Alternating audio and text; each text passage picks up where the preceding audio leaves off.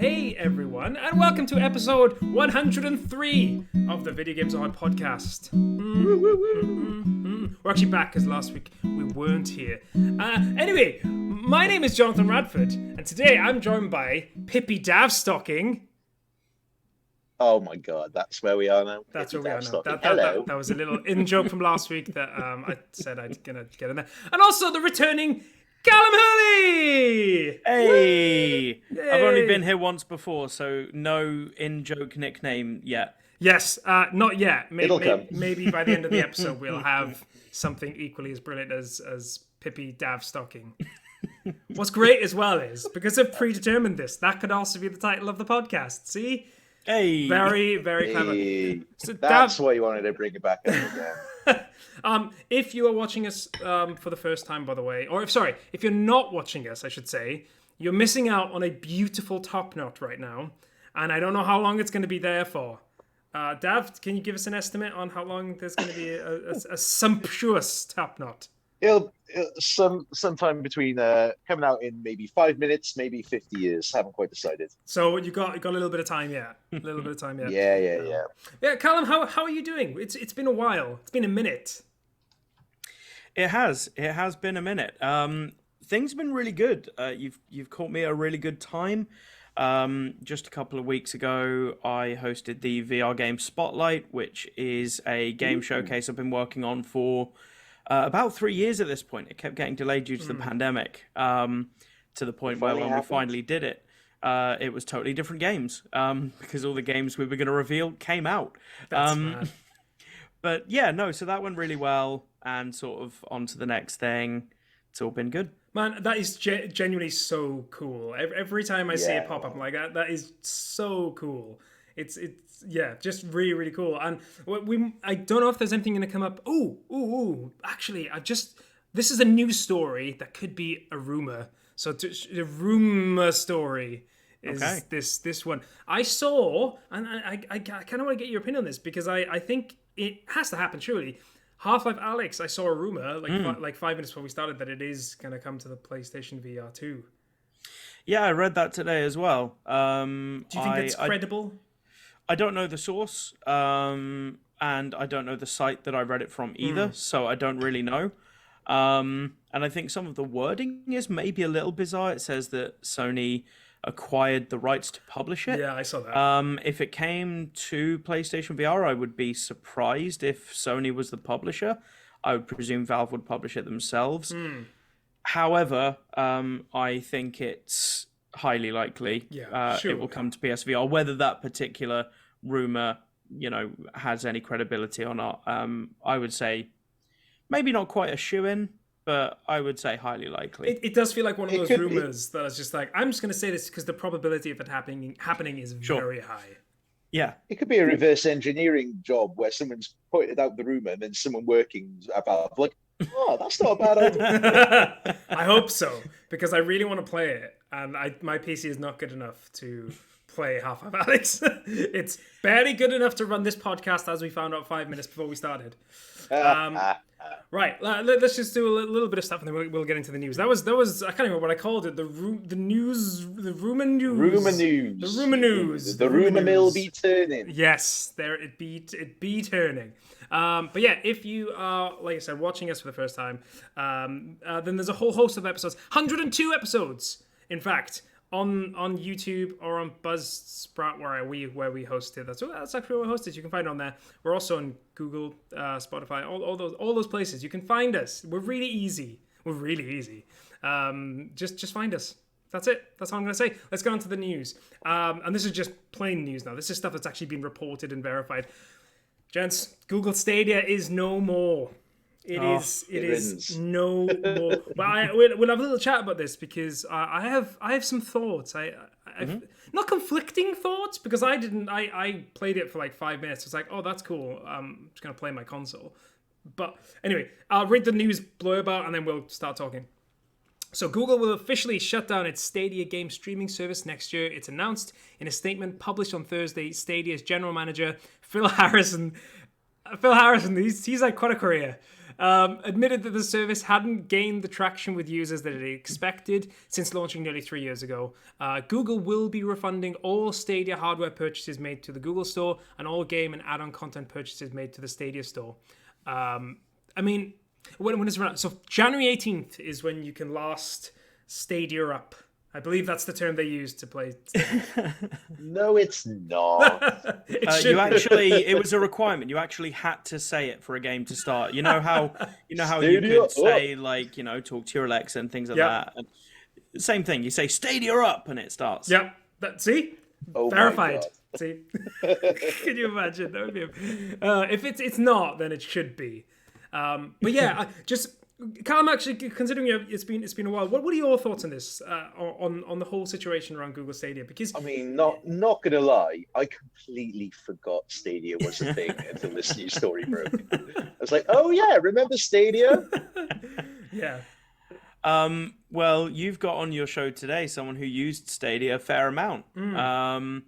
So not surprised by it in the slightest. This has been coming for a long time. yep, But it is a shame because it's one of those things where I don't know how many of the various cloud services you guys have used, but as far as the actual tech goes and the experience goes, Stadia was far and away the best. yeah. That's what Really? that's what I heard. For a long time, Well- significantly better than xCloud. Of course, now it's its own thing as part of Game Pass, and it has improved.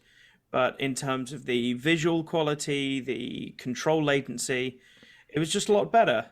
Granted, I'm speaking as someone here in the UK. Differences in, it differs by not just country, but region. It literally depends on how close you are to the data center that it's running from. Yeah. But yeah, no, I enjoyed Stadia, but ultimately the business model killed it from the very beginning. I was going to ask. I genuinely believe, they poured so many millions into getting great games. And there was for a while towards, the end of 2019 when it was launching and through 2020, it felt like almost every big game had a Stadia logo at the end alongside everything else. Yep. And I thought, wow, they're really taking it seriously. But it is that payment model, Yeah. It's not that the only way to succeed would have been the Netflix model, but the fact that the game prices were exactly the same, Yeah. only you've got nothing to show for it. Well, this is going to be my question, actually, because I think with if it had been basically a Game Pass for Google, essentially, if it had been that, I think I would have tried it. I would have tried it I would have been way more likely to try it, because that I'm not buying these games. I'm buying the service. I'm not going to buy this. If I buy this game that I can't play in a year, which is, for some people this could be true, I'm going to be annoyed. Whereas if I know that it's essentially a loan, then I can't be annoyed because I've got the service that I do you think that, like, if they had just done that, they would have had a better chance of succeeding? Or do you think that, like, this kind of, they wanted to go down the you've got to buy games as well as rent kind of thing? I'd say, personally, I think even with a sort of Netflix style model, I don't think it would have, made such a huge difference that, we were all playing on Stadia now. But I do think it wouldn't be shutting down yet. Yeah. I think, especially when you consider that, I can't remember who put this out. I think it was a game director or a designer at Rocksteady Studios put something on Twitter that was quite interesting. He said it in a very sarcastic way, talking about the state of the industry when it came out. But looking at it in real terms, it came out at probably the best possible time for a streaming service, because immediately a worldwide pandemic hit that had us all, at home, and additionally a huge component shortage that meant that GPUs were hard to buy for PC gamers and consoles have been hard to buy for console gamers. So it literally could not have launched at a better time for when people needed an alternative to actual gaming hardware. And the fact that it failed in the middle of that really does go to show you just kind of how poorly they managed this. Yeah. But it's like the reverse Animal Crossing effect. Yeah, exactly. So yeah, if anything, that just exacerbates how poorly they did. But I think additionally, alongside the mistake they made with the business model, I think the other thing is a lot of the features that they advertised really should have been there at launch that won. I think two of the most interesting ones, one of them being these kind of larger multiplayer games where you can also see, the streams of all your players, particularly for PC gamers with multiple monitors. Yeah. To be able to see all of your friends' gameplay as well in a multiplayer game. Cool, yeah. It's a really cool idea. But I think the bigger one was integration with Google, and especially integration with YouTube. They showed this thing where you watch a cool trailer for a game, and at the end, there's a play now button, and you click it, and the game just starts. And that sounds really magical. But when they implemented it, mind you, about a year after launch, it just took you to the store page. And it's like, well, that's what happens with any service. Yeah. And sure, you buy it, then you click, then you go in. But if they had that Netflix model and you're logged into your Google account on everything, they really could have done that. Hit play button and you're just in the game. Yeah. And that's the kind of integration that I think really could have sold well. And then, things like getting it on more services quicker. To play it on a TV, you needed a Chromecast, and at first you needed the expensive Chromecast Ultra. Then it was really slow to come to other Chromecasts. If the launch had been later on, and from day one it was available from pretty much anything you can put under your TV, had a subscription-based service, and had all this integration with other Google services, I genuinely think they'd have had a shot. I think so too, yeah.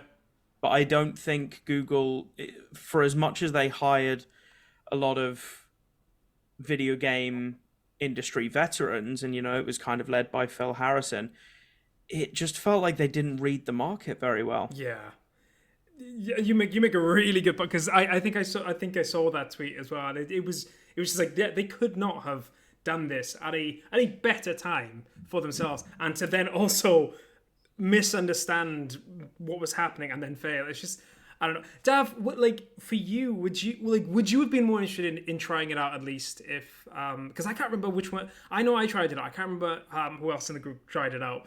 Would you have been more tempted to play it if it was like Game Pass for Google? I mean, absolutely. However, I guess the reason why it never even crossed my mind to even consider Stadia as an option is, well, firstly, their marketing wasn't great for it, as far as it didn't reach me, put it that way. I was aware of it, but I don't think it was very clear, okay, what are you doing exactly? Why is this different? Why is it worth my time? Why should I even think about it? Because Game Pass is so much easier and just easier to comprehend, and it makes sense with how you pay and use it. I think that was it for me, really. I assumed that it was basically Game Pass for Google when it first came out. I was like, oh, that's what it's going to be. And then when I found out you have to buy the games, I was like, oh, exactly. I was genuinely am I buying the games, or am I playing them online? What? It was just But yeah, it is like I to go back to originally what Callum said. It is kind of sad more than anything else that the technology. I think the technology needs to stick around, because eventually it will just be good and we will get more uses from it. But as for now, Google Stadia, you are no more, and you go to the Valley of Death, along with the Sega Dreamcast and all those other consoles. And the Virtua Boy. And the Virtua Boy. Yes, there's a Steamed consoles. Sorry, Callum, you're on mute. That's my bad there. I was just going to say, and it dies along with almost every other service that Google has launched in the last 2 decades. Yep. Oh, Google.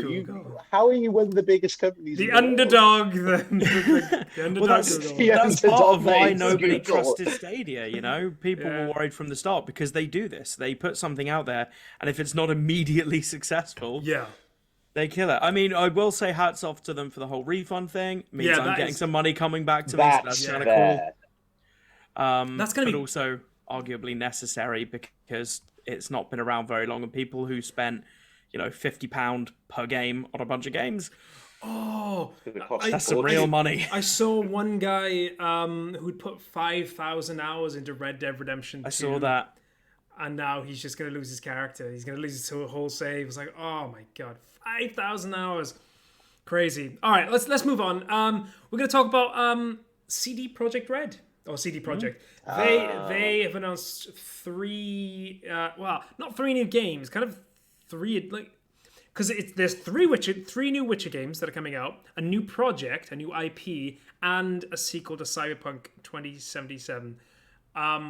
Kind of excited. It's weird because I should be annoyed based on what happened with Cyberpunk, even though I actually really enjoyed Cyberpunk when I got to play it, because I got to play it on a PS5 and it worked, whereas it didn't work on my friend's PS4. But I love The Witcher. I think The Witcher 3 is one of the greatest games of all time, and to make another 3 of those, I'm very excited for. I'm intrigued. Oh, I can imagine your little face when you read that. It is more like Cyberpunk I enjoyed, but The Witcher was their basics. That was their core, and to go back to it, I'm really excited about. However, Dav Weeks, I want you to tell me exactly what the new IP is going to be. This is news, God brand knows. news. This is brand new information. Dav Weeks is going to tell us the new IP. Oh, you want to know exactly what it is? Yes, I want to know what it is. Okay, I'll tell you exactly what it is. Here we go. Okay, Space Vikings. I love it. Space Vikings, because but instead of going, they basically have spaceships the shape of Viking longboats, and they go planet to planet pillaging, raping, and going yar. Yep. Okay. Calling it now. Space Vikings. And I was right about Mario 3D MMO, okay? I was right about that. That is coming. Is that the film? Because that's kind of... you call that. It's an immersive, interactive movie that counts as MMO as far as So, there we are. CD Projekt Space Vikings coming to a game store near you. Can't wait. In the year 2028. There we go. Oh god, big game then. Big game. Callum, are you a fan of any of those Cyberpunk, Witcher, the new IP, Space Vikings? I catch a lot of flack for it, but I enjoyed Witcher 3. I did play through the story. I didn't dabble too much in side quests, nor did I touch any of the DLC. I had a good time with it. I absolutely had a good time. It wasn't my game of the year or anything. But I am at the point where I'm looking forward to more Witcher games. Yeah. Had a great time with that.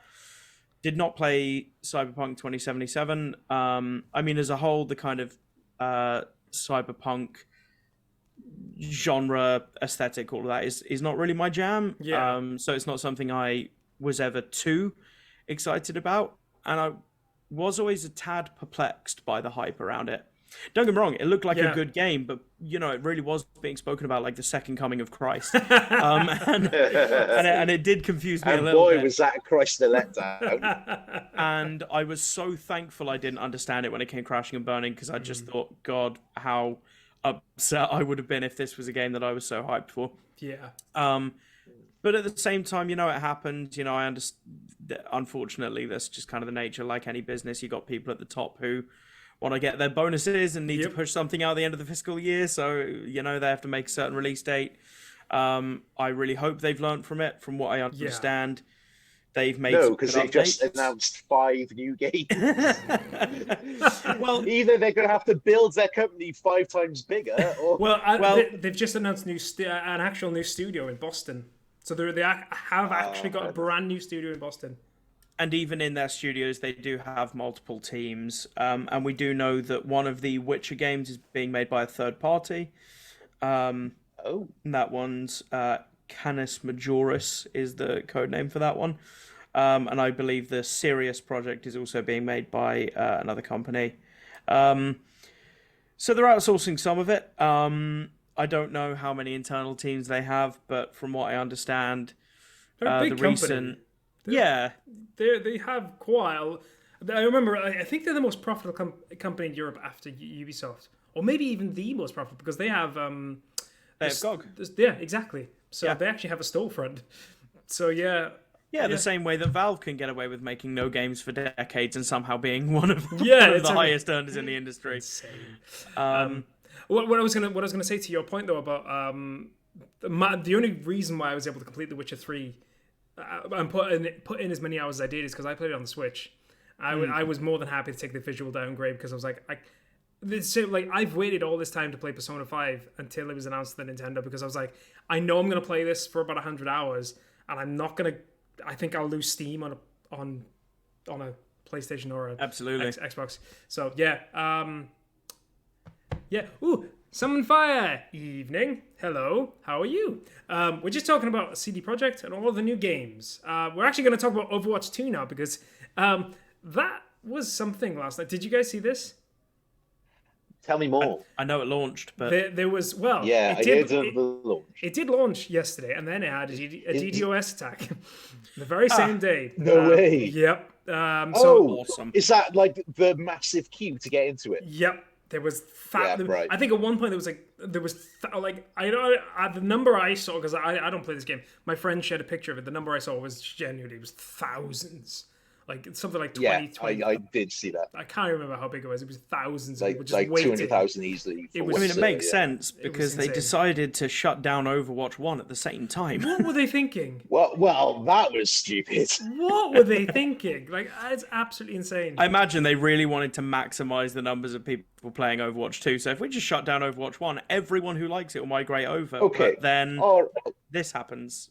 And I'll give a little bit of pity there. It's a huge game. Millions of people play it. Come on, don't hide your light under a bushel, Overwatch. Come on. You're going to have people. Can I just tell you something that it does make me laugh, though? It does mean that Splatoon 1 on the Wii U outlasted Overwatch 1. It's funny you say that. I was just about to use Splatoon as an example. I'm having a great time playing Splatoon 3. There are still people playing Splatoon 2. Yeah. Man, I didn't know you. I want to hear about Splatoon 3, because please, yes. None of us bought it, so none of us. I didn't. I liked Splatoon 2, but like, if you're not in a crew of people to play it, multiplayer games. Sure. I've been really enjoying it. I can't say I've poured hundreds of hours into it or anything like that, but it's more Splatoon. Yeah. If you love Splatoon, then go for it. Any innovations at all? Anything? A cooler story. That's good. The single player is more of a focus. That's good. Anyone who played the Octo expansion of Splatoon 2 will have a kind of good idea. So it's more of a single player game than the previous two were, which is cool. Mm-hmm. And of course the usual new weapons, new maps, all of that kind of stuff. So yeah, at that point you could, argue it's similar in a way to the way that FPSs like Call of Duty update themselves every year. Yeah. In the multiplayer, new maps and weapons, things like that, and there is a new story. So if you enjoy that, you enjoy it. What I will say is, if Splatoon hasn't grabbed you before, it's not going to grab you this time. That's my issue, is that I liked it, but I didn't love it, and no one else I know likes it. So it was just one of those things. It was like, I'm not gonna buy this game that is mostly a multiplayer game and not just play on my own. I don't know. I wouldn't find any joy in that whatsoever. But it's good to hear that it's good. It is, yeah. We're gonna divert away from video games and talk about movies and TV shows. Apparently, yeah. So Nintendo has announced a Nintendo Direct focused on the Super Mario movie, which will be broadcast tomorrow, if you're listening to this on the day that we streamed it. The presentation will be shown on October 6th. It's 9 p.m. 9 p.m. in the evening. So it's 1 p.m. Pacific time, 4 p.m. Is it Eastern time? I'm assuming it's Eastern time. Yeah. And then 9:05. Sorry. There should be fives added to all of those. I was just reading out the first number I saw. Okay. So there should be 9:05 BST. Interesting. No game information will be featured in the Direct. They specified that. So obviously people predicting Breath of the Wild. Again. Sure. But it will be solely focused on the film. So we have a couple of questions. The first things first, however, we need to get down to the core point of this. Where is Mario's bottom? you need to look at you need to look at that poster, and his booty is not there. He no longer has a booty. I've seen the conversations. It's so funny. Okay. I'm not gonna lie. Like I saw the clickbaity picture on Facebook. I was like, I'm not clicking that. I'm not gonna get involved. A bootyless It reminds Mario. me though. It reminds me of, I think it's the front of Super Mario Brothers 2, and like Mario's leg looks like it's coming out of the middle of his body. If you kind of look at it carefully, it sounds like that kind of weird shatter. So I guess the topic we need to like talk about really with regards to this is, do you think we'll hear Chris Pratt's Mario impression tomorrow? Yes. Okay, we do actually think we'll hear his voice, because I think if we got to the end, what were you gonna say, Dav? I was going to say, is he going to do it Italian? Do you think he's going to do it? I really hope Mario. so. I really hope so. I am so certain he won't. No, but I I know. really want him to. Yeah, it's just going to be He's Andy. going to go Bob Hoskins in the 90s movie. Oh my Hey, God. yo, it's me, your Mario. I am Do more that. expecting that, Yeah. What I'm concerned about is that we're gonna have. I mean, we know that Charles Martinet is doing something in the film with another character. My concern is that we're gonna have every now and then Charles Martinet yippies and wahoos. Yeah. That will then lead into Chris Pratt's voice, which I think will be the most jarring thing. Yeah. Yippee! Hey guys. Wahoo! Anyway, as I was saying, It's exactly what's going to happen. It's exactly what's. I mean, the thing is that like I was thinking of a lot of the other characters. I can't remember everyone, but I know Keegan Michael Key is one of the characters. He's playing Toad. That's going to be that's just funny. That's just going to be funny. He's hilarious. But then Charlie Day as Luigi, I kind of like, because his voice is so like, guys, it's like so high anyway. And Luigi's like, Luigi. It's very specific. It's such a, like, I kind of think he has that sort of manic energy to portray Luigi. I think that's going to be fine. And like Jack Black as Bowser is just going to be, I mean, I love Jack Black. I know some people hate him, but I just think he's going to be silly. But it is more of, what is Chris Pratt going to sound like? This could go so many ways. Because to make this into a Mario vs. Sonic thing, I actually think they kind of nailed Sonic's voice in the Sonic movies. I can't remember the guy's name, but he's very funny. Ben Schwartz. Ben Schwartz, that's the one. I love Ben Schwartz. He's excellent. John Ralphio in, again, what's it called? Parks and Recreation. He's brilliant in that. But, yeah. Do we think he's going to do the Italian accent? I guess is the question. No. Like, just think about it. Like, they've picked some very, very specific voices for characters that sound nothing like it. So, like, they're just going to do something weird. I think they're just going to be doing their normal accents. Yeah, I think so too. Like, remembering that it's a movie. Mario and Luigi's voices, Peach and Bowser and all that, they're fine when you're playing Mario Party and you hear a brief snippet sort of once every couple of minutes. A 2-hour movie of those voices, I think would be actual physical pain. Just all the time. Just like everyone's just like... What are you going to say, Dav? Cameos. Who do you think's, like, give me... Surely Shigsy. Unannounced. What was that? Shigsy's going to do a cameo of what? Surely. King Boo. Oh, that'd be great. King Boo. I'm also thinking Patrick Stewart as Donkey Kong, just because why the hell not? Haven't they cast Donkey Kong? They have cast Donkey Kong. It's Seth Rogen. Yeah, Seth Rogen. So Seth Rogen's going to be talking like, "Hi guys, I'm going to get stoned." And, like, that's all we're going to hear from Donkey Kong. It's just Seth Rogen. It's going to be amazing. I can't wait. It's going to be. It's either going to be so bad it's brilliant, or it's just going to be really silly. And I don't know. I'm going to watch it regardless. I think it'll be fine. While they're not particularly for me, and I've actually only seen the first one. The only thing I know Illumination from is Despicable Me. Yeah. And it's an entertaining film. I haven't seen all the other sequels and spin-offs that they've done, but I know they've been successful and they've reviewed fairly well. So I'm not too concerned about the film being sort of good or bad. But I am concerned about how weird and jarring it's going to be, and I really hope they don't then choose to bring any of those voices into the games. No, that cannot. I would really like to avoid that. Could you imagine the Super Mario movie, the game, I'd like to Oh my not. god, no! Please. And it's don't the even next big tempt 3D fate with game that. as well. Like, and they want to do another. Oh No, my god! Dave, If it was the next no! mainline, Yeah. if it was Super Mario Odyssey 2 starring Chris Pratt, Oh no! Oh, Jog! Oh no! Oh, that's painful to even consider. The day that happens, I'm buying an Xbox. Oh, you know, they could do another Mario Party game. Call it Mario Party. No. I thought it was quite good. Sorry, Johnny. No. Anyway, Mario But that's Party. your episode title.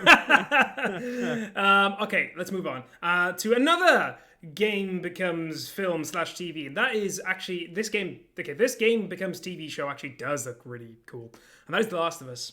I think that it looks good. I have no other thoughts other than the trailer I saw. It just looks very, very good, and I like a lot of the casting. I know not everyone was happy with Joel. Pedro Pascal. It's Pedro Pascal, isn't it? Mm-hmm. And he's. Yeah, I love. I think that's a great show. He's awesome, and he looks like Joel. And I don't. I know some people would rather other people, whatever. Fine, but I think he's gonna nail it. I think he's a tremendous actor. Yeah. And Bella Ramsey as well is Ellie, and she's great in Game of Thrones. One of the few good things about the last few seasons of Game of Thrones. Mm-hmm. Yeah, just really excited. Did you guys? What do you guys think? Looks like the game, which is that's what people want. That's what's going to happen. It's fine. I still find it a bit of a weird thing because like the game is intentionally so story driven and cinematic. Yeah. It's like what's the show doing? Like, is it a completely different story? Yeah, what kind of gaps are we filling in when the game's already 15 hours long? Well, yeah, what gaps are we filling? Is it between 1 and 2? I don't know. Yeah, it's an interesting one. It's interesting. I'm quite excited for it. I'm a big fan of the first game. Mm-hmm. I even have The Last of Us Part 1, which doesn't need to exist, but I'm enjoying it. Yeah, I was going to... wow. Can we come back to that after this? Because I really absolutely, yeah, cool. But, the show, besides for people like me who just really enjoy the story of the first game, for me it's exciting just the amount of people I've shown the trailer to who don't play video games, not interested in playing video games, who are interested in watching the show. I'm looking forward to being able to talk to them about the story and some of the emotional stuff that happens in the story. Yep. And for me, that's what video game movies and TV shows should always have been about, is bringing those stories to whole new audience of people. And by all means, you want to cater to the game fans where you can. But sometimes I think you run the risk of doing that too much and alienating the audience who have never seen the thing and feel a bit lost. But you also sometimes run the risk of leaning too hard on the new people. It's a balancing act. But I think the trailer looked great. Just a yes or no answer from you both. Do you think this will end up being the best game come TV show / I know obviously we've only seen the trailer, so we could be right, we could be wrong. Based on the trailer, though, do you think this could be the best? Chernobyl writers. Chernobyl's very good, very good, very, very good TV show. I mean, Neil Druckmann is also a very good writer himself. The production values look very good cast. We know the story is good. Like, if everything falls into place, this could be the best game that's become a TV show or film, right? Agreed. Yeah, it's not a high bar. Let's be honest. It's not. Currently, it's Sonic. It is. It is currently Sonic. Yeah. It is currently Sonic. I enjoyed Sonic. So I haven't seen 2, but I will. No, I've heard it's good. I've heard it's fun. It's incredible. Oh, there we go. It is stellar. I've heard it's fun. Yeah, I was really pleasantly surprised by the first one because just the history of video games that become TV shows / films. It's not great. Who could have thought if someone came to me in 2005 and said in 2022 your favorite and arguably the best video game movie ever made is going to be Sonic the Hedgehog 2 in live action with James Marsden.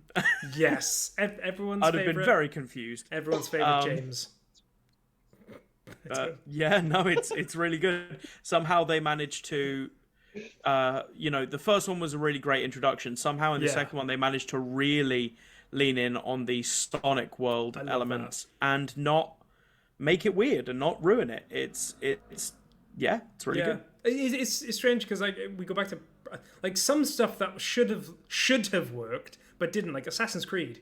Assassin's Creed should have worked. It could have worked. So I think if they did just focus, I had never seen the film, but if they'd focused more on the past rather than, which is obvious for me always where the best stuff from Assassin's Creed comes from, rather than the let's go into the past.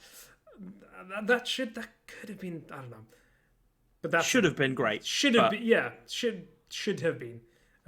But yeah, let's go back to one thing I was going to say. What is Last of Us Part 1 like? Because actually this could take us into games we've been playing. You could also talk about something else as well. But I just kind of want to hear, is it, not so much is it worth it, because I think for people that have never played it, it will, I imagine, be worth it, because if this is the first time they played it, it will definitely be. But is it, I'm trying to think of the right word. Not is it worth it, I guess, but is it good? Like, does it improve like everything? Is it like the defined version of that game, I guess? I mean, it's the definitive edition. I guess because of course it is. It's not everything I thought it was going to be. Okay.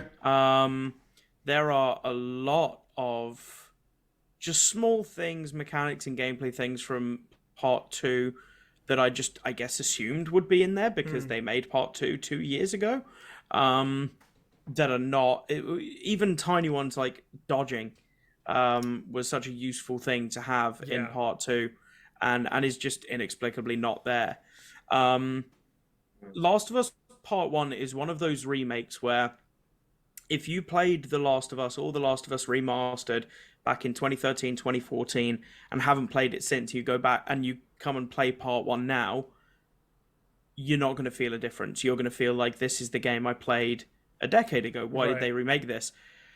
Then you go back and pick up Last of Us Remastered on PS4 and you really see the differences. Once I finished the story of Part 1, I was kind of feeling that. I was like, it looked amazing, it looked incredible, but felt like I played the same game. And I went back and I played Remastered and it's so much jankier. Really? And there's just video game jank from back then that you don't think about now. It's just, there are a couple of gameplay additions, but it's mostly just in how smooth everything is, transitions from one animation to another. Because they did that in the first game. It transitions into cinematics, whereas this time it's in game, isn't it? Everything is shot in game, so there is no transitions. Basically, it just continues. And so for all of that, you go back and it feels a lot clunkier to play the previous game. So in that way, it's kind of what a remake should be. But I think even if you're a big fan, I don't personally think it's worth the price point. Firstly,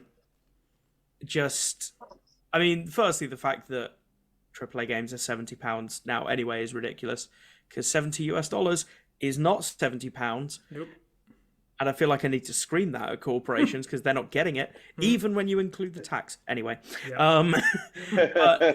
but this should not have been a top-priced game. I think £50 would have been the max you could have gotten away with.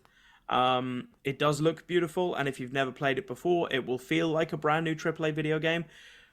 But even for new people, they have the option of buying the remastered game used for like £7. Yeah. Even Last of Us Part 2 is like £12. You can get that very cheap.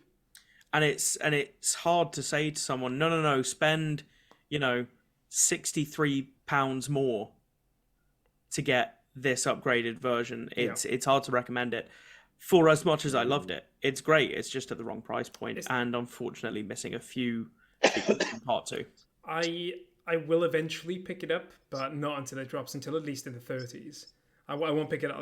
I want to play it. I really do want to play it because I'd like to revisit that game, because I haven't played it since 2014. So I haven't actually played it since it it was the first game I had with my PS4, and it was the first game I played on my PS4 because with the remaster that came out, and not many people have played it obviously because not everyone had a PS3. So I played it and I loved it, but I haven't. I don't tend to replay many games takes me a lot. It takes a lot for me to replay a game. So I just haven't picked it up again. And so I'm excited to pick it up, but I'm just not doing that at 70 quid. Yeah, absolutely. And I, to be fair, I think one thing I would say about there was a lot of noise about people being really angry about it, and I totally understand that, but at the same time, just don't buy it. If you don't I think there's a point in that where I'm just like, if you disagree, don't buy it. Like, just wait. Teach them the lesson. Just wait. God of War 2018 was literally 20 quid like the year after. Just wait. There's so many other games you can play. Yeah. There's so many good games. Yeah, vote with your wallet. Absolutely. If you don't like it, don't buy it. And then if everybody agrees, they won't do that again. And also, don't judge anyone that wants to easy, pay this. If someone wants to pay 70 quid, that's I'm not saying wants to. No one goes, I'm going to pay 70. Yeah. But if someone says, I want to pick up that game, I want to play it now, then cool. Sure, but no, I get it. And sometimes that happens. The way I ended up with the game, I was very much in the same position. I was like, I'm going to wait. It'll be super cheap. And I had nothing to play. I had a particularly bad few days in a row. Yeah. And I was like, you know what? I want something new to play. I'm just going to splash down and get it. And I did it. And I don't necessarily regret it. I've enjoyed the game very much. I also would say, had I, in a more rational thinking sense, on a normal day, not worth it. Do you think, because to be saying that though, one game I've been waiting for to come down in price is Ratchet and Clank. I've been waiting a while for that, and it's the lowest I've seen it is like 45 quid.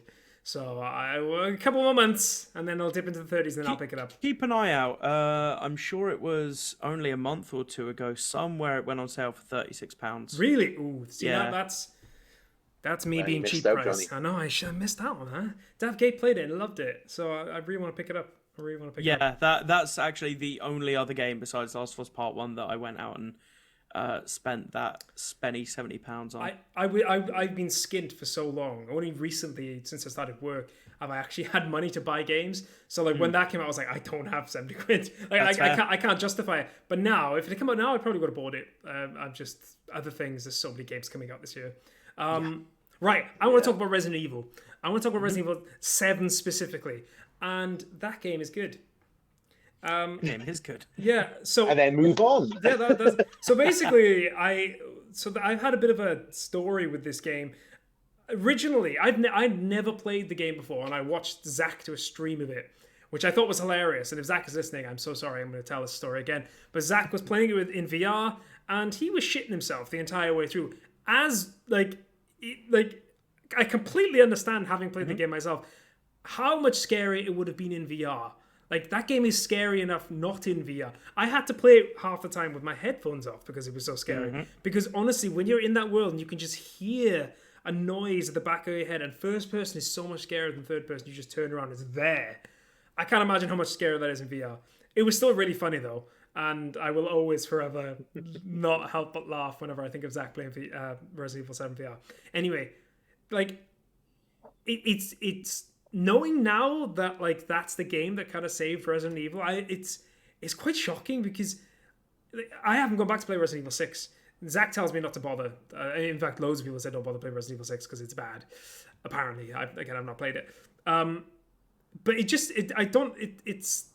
I can see why there's, like, such a jump though, but also, like, it feels like a logical step because they've done fixed camera, they've done over the shoulder, and they're like, okay, next one will be first person. It seemed like a logical step, but now knowing what I know now, it seemed like this could have been make or break for the series in many ways.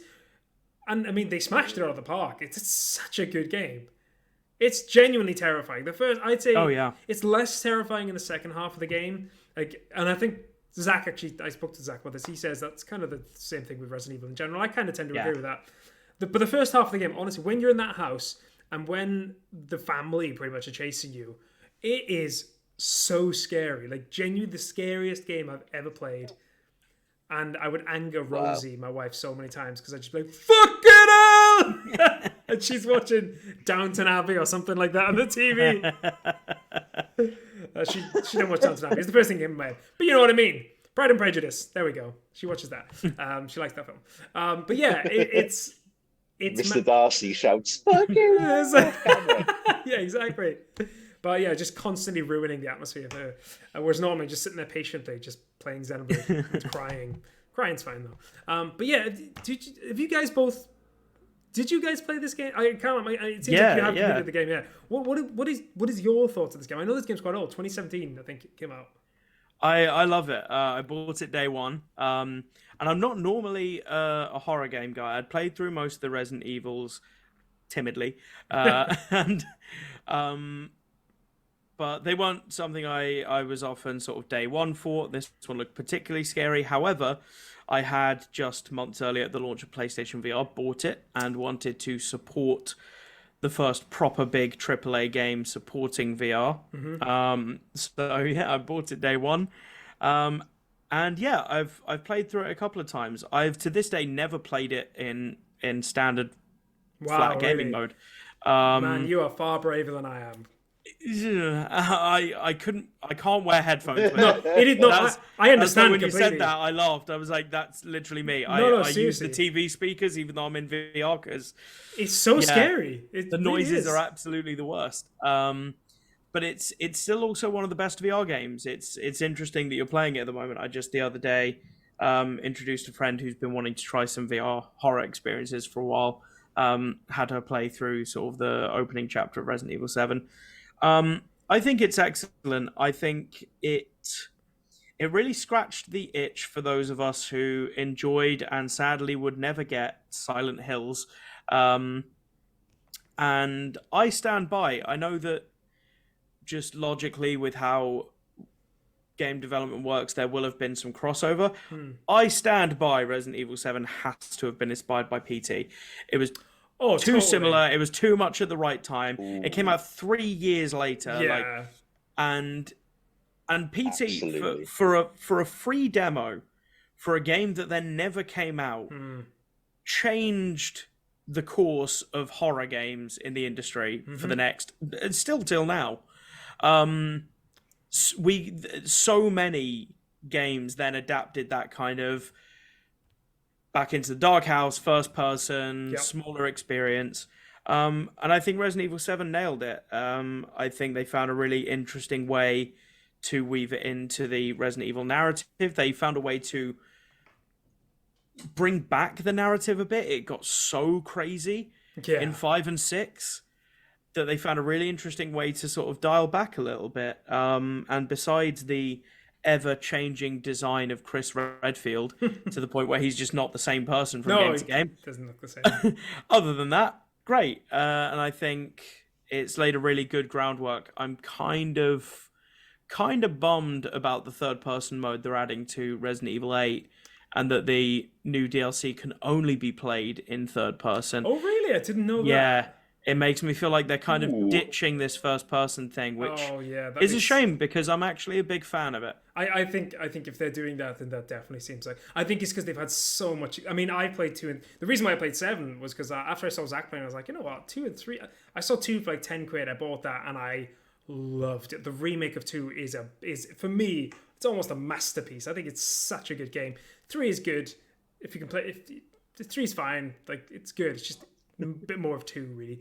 But I didn't know they were doing that with 8. I was actually waiting for 8 to come out again. I think it's Resident Evil Village Gold, I think it is. It's coming out on October the 28th. I think I'm going to pick that up because I want to try it in both third person and first person. I will play it in both modes. But I didn't know that the DLC was only third person. That is a bit of a bummer. Because like you, I quite like the idea of both options being a thing. I think I'm all for the option. Yeah, it's the and so I guess I understand how big fans of Resident Evil felt being forced into first person. Yeah, so I kind of get that. I guess I'd love to have the option moving forward. I was waiting. I was waiting because I was confident with the first person mode it would eventually be playable in VR. And a year after launch, I gave up. Me and my friend who played 7 together were like, let's just play it. We'll have a good time.